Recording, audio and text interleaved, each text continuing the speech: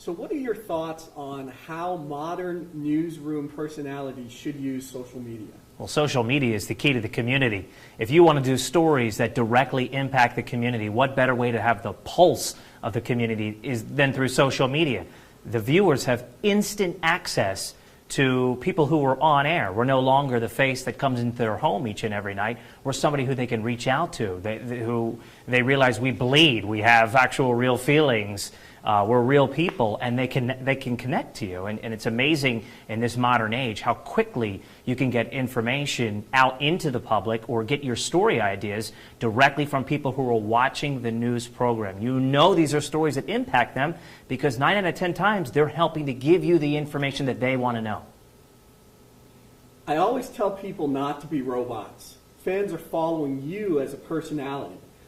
What do you do a great job of giving fans extra information, insights into your life. How do you do that? How do you go about doing that? Is it just natural to you, or do you actually plan something? You know, it's not for everybody. I will say that there are some people who choose to have a private life and some people who choose to mix the two. For me, if you're on television, the line is blurred forever. I mean, if you're going to choose to be a public figure, they're going to know aspects about your life. You're out in the community, you're going to eat dinner, they're going to run into you, they're going to do... So why not bleed the two together and get rid of the line that is usually created?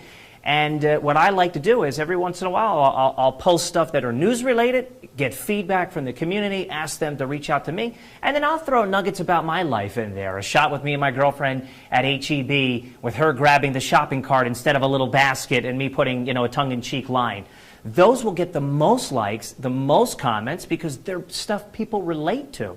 So for me, it only increased the fan base because then they realize, hey, this is somebody I want to connect with. I want to know more about Ryan. He's not just somebody on television. I can relate to him. He hates going food shopping, so do I. So little nuggets like that can go a long way. If I'm at the movie theater and I'm seeing this, I'll give my little review. You'll get people that interact that way. It's just incredible how the numbers have steamrolled as I get close to 20,000 on Facebook. That really translates into serious business for me personally because that's 20,000 pairs of eyes before my newscast hits the air that I'm teasing my story, I'm promoting it, I'm getting the viewers engaged to make sure that they want to watch and that they care to be involved in our news product. So you have a great franchise called Food for Thought.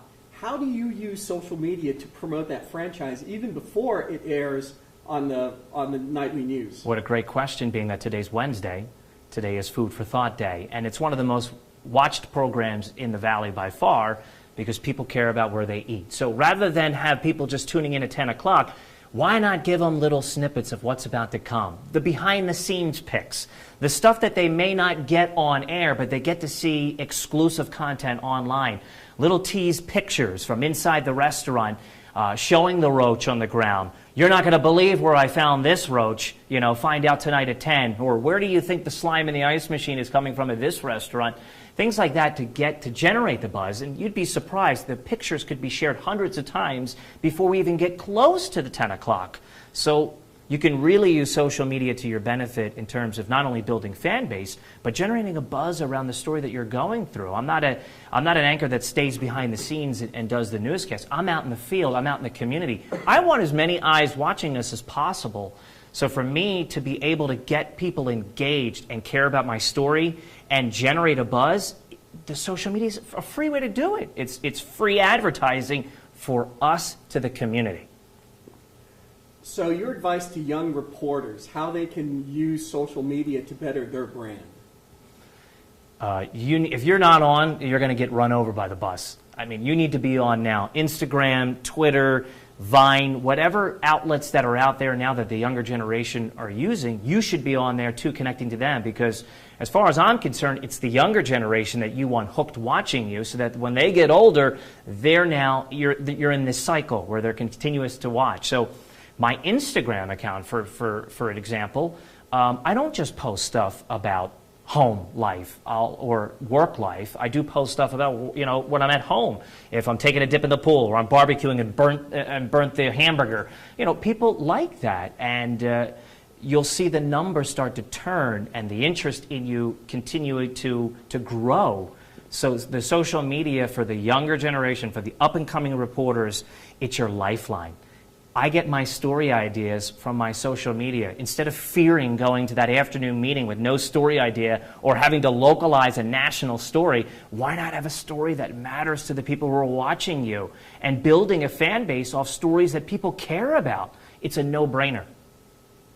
So I want to thank you for your time. I have one last question for you. Wolfie, your lovely Bichon, does Wolfie use social media? And if so, which platform is Wolfie's favorite? Wolfie is famous and everywhere he's posted. It's incredible. They love Wolfie more than me. He's got his own hashtag, he's on Instagram, he's on Facebook, and again, it all goes back to making you relatable, making you more in touch with the community. People love to see that you are just like them. People love pets. Why not share that? There's no reason to have that line in the middle between your family life, your personal life, and your work life. There's some things, obviously, you don't need to share if you're out drinking and things like that. I get that. But when it comes to like your dog and you're having fun with him, they know Wolfie. You know Wolfie. You follow Wolfie. I follow your dog because he's famous on Instagram. He doesn't quite have his own accounts yet, but I think from the hashtag we could develop one in the near future. Yeah, he would have a heck of a following. Yeah, he is a star. Wolfie is a star. He is a star. Well, thank you, Ryan. Thank you for your time. Absolutely. Good luck, everybody out there.